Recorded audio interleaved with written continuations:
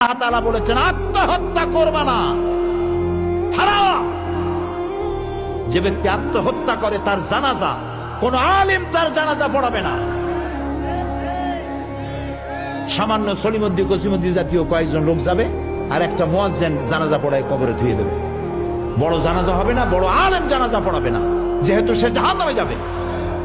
আত্মহত্যাকারী কোথায় যাবে?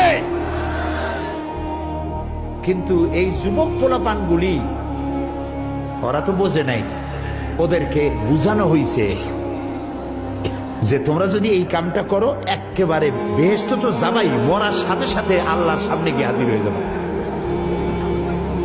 আপনারা ক্যারাম বোর্ড খেলা নিশ্চয়ই দেখেছেন অনেকে।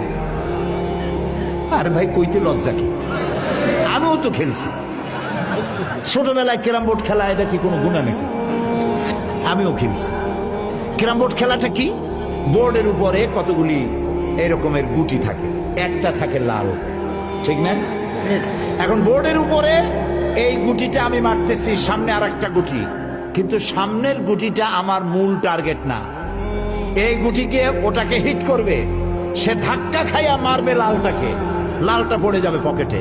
কিন্তু যে লালটা পকেটে পড়লো ওই বেচারা জানলো না যে আসলে মূল ধাক্কাটা কে মারছিল। কাজে এই যে যুবক পোলাপানগুলি ইসলামের জন্য জীবন দিতে, জীবন দেওয়া সহজ ব্যাপার না।